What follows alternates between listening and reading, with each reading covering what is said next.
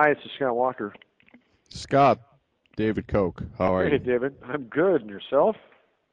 I'm very well. A little disheartened by the situation there, but what's the latest? We're actually hanging pretty tough.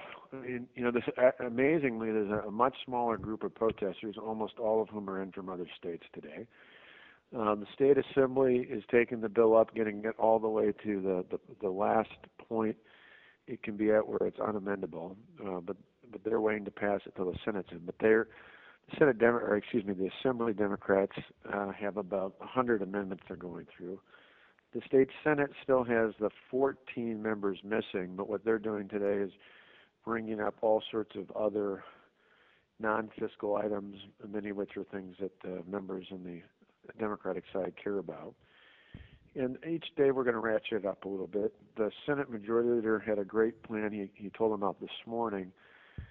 He told the Senate Democrats about, and he's going to announce it later today, and that is the Senate Organization Committee is going to meet and pass a rule that says if you don't show up for 2 consecutive days on a session day in the state Senate, the Senate Chief Clerk, it's a little procedural thing here, but can actually have your payroll stopped from being automatically deducted into their Beautiful. checking account, and instead you still get a check, but the check has to be personally picked up, and he's instructing them, which we just loved, to lock them in their desk on the floor of the state Senate. Now, you're not talking to any of these Democrat bastards, are you? There's one guy that's actually voted with me on a bunch of things I called on Saturday for about 45 minutes, mainly to tell him that while I appreciated his friendship and he worked with us on other things, tell him why I wasn't going to budge. Mainly because I thought Goddamn right. he's about the only reasonable one over there, and I figured if I talked to him, he'd go back to the rest of the gang and say, I've known Walker for 20 years. He's not budging. Oh, what's his name again? His name is Tim Cullen. All He right. I'll have he. to give that man a call. Well, actually, in his case, I wouldn't call him, and I'll tell you why. He's pretty reasonable, but he's not one of us. Um, Uh, so I would let him be. I think he is in a position where he can maybe motivate that caucus, but he's not an ally. He's just a guy. He was in the Senate years ago. He was actually the Senate Democrat leader back in the 80s, and Tommy Thompson hired him to be the head of Health and Human Services. He went into the private sector, made real money, and became a little more open-minded. And huh. last fall, he got elected to the Senate seat he was in 25 years ago. And he's kind of one of these guys who he really doesn't care. He's not there for political reasons. He's just trying to get something done. So he's good to reach out to for me, but he's not a conservative. He's just a pragmatist. Now, who can we get to budge on this collective bargaining? Well, I think in the end, a couple of things are one, I think the paycheck will have an impact. Secondly, one of the things we're looking at next, we'll probably announce in the next day or two. We've been working with our Republican leaders in the legislature. Is we're still waiting on an opinion to see if the unions have been paying to put these guys up out of state. We think there's at a minimum an ethics code violation, if not an outright felony. Well, they're Uh, probably putting hobos in suits. yeah, That's what we because do sometimes. well, I mean paying for the senators to be put up.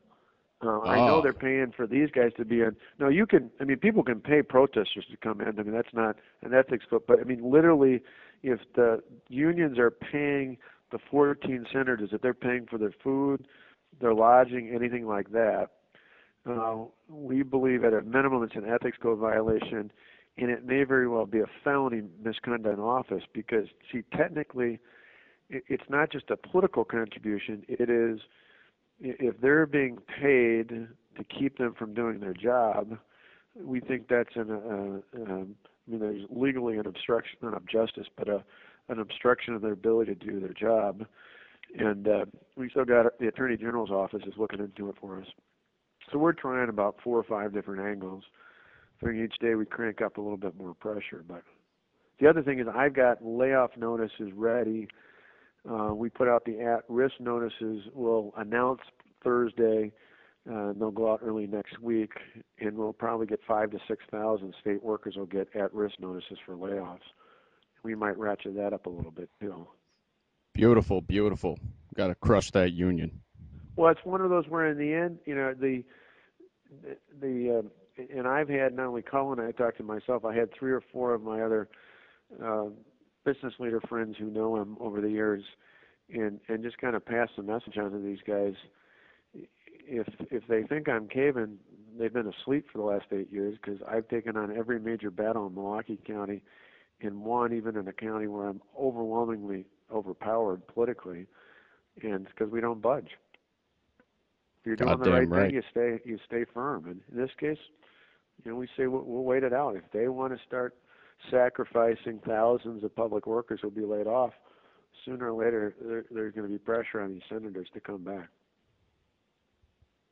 But we're not Beautiful. compromising. We're not going to. The other thing we may do, because the senator I mentioned thinks that these guys, you got a few of the radical ones who, unfortunately, one of them is a minority leader, but most of the rest of them are just looking for a way to get out of this. They're scared out of their mind. They don't know what it means. There's a bunch of recalls up against them. They'd really like to just get up back here and get it over with. And so the paycheck thing, some of the other things threatens them. I think collectively there's enough going on, as long as they don't think I'm going to cave, which again we have no interest in. An interesting idea that was brought up to me this morning by my chief of staff, if we won't do it till tomorrow, is putting out an appeal to the Democrat leader that I would be willing to sit down and talk to him, the Assembly Democrat leader, plus the other 2 Republican leaders. Talk, not negotiate, and listen to what they have to say. If they will, in turn, but I'll only do it if all 14 of them come back and sit down in the state assembly. They can recess it to come back over and talk to me, but they'll have to go back there. The reason for that is we're verifying it this afternoon, but legally we believe once they've gone into session, they don't physically have to be there. If they're actually in session for that day and they take a recess, the 19 Senate Republicans could then go into action and they'd have a quorum because they started out that way. So we're double checking that, but that would be the only, if you heard that I was going to talk to them, that would be the only reason why is we would only do it if they came back to the Capitol with all 14 of them. And my sense is, hell, I'll talk. If they want to yell at me for an hour, I'm used to that. I can deal with that, but I'm not negotiating. Bring a baseball bat. That's what I do. I have one in my office. You'll be happy with that. I got a slugger with my name on it. Beautiful. But in the end, this is, and I've even pointed out last night because I'm trying to keep out as many of the private unions as possible. Said this is about the budget. This is about public sector unions. Hell, even FDR got it. There's no place for the kind of, you essentially are having taxpayers' money be used to pay to lobby for spending more of taxpayers' money. It's absolutely ridiculous. Beautiful. So this is ground zero. There's no doubt about it. But I think for us, I just keep telling I tell the speaker and the Senate Majority Leader every night, give me a list of people I need to call at home, shore them up. The New York Times, of all things, I don't normally tell people to read the New York Times, but the front page of the New York Times has got a great story, one of these unbelievable moments of true journalism, what is supposed to be objective journalism. They got out of the Capitol and went down one county south from the Capitol to Janesville, the Rock County. That's where the General Motors plant once was. Right. They moved out 2 years ago. The lead on this story is about a guy who was laid off 2 years ago. He's been laid off twice by GM, who points out that everybody else in his town has had to sacrifice except for all these public employees. And it's about damn time they do, and he supports me. And they had a bartender. They had, every stereotypical blue-collar worker type they interviewed, and the only ones that weren't with us were people who were either a public employee or married to a public employee. It's an unbelievable story. So I went through and called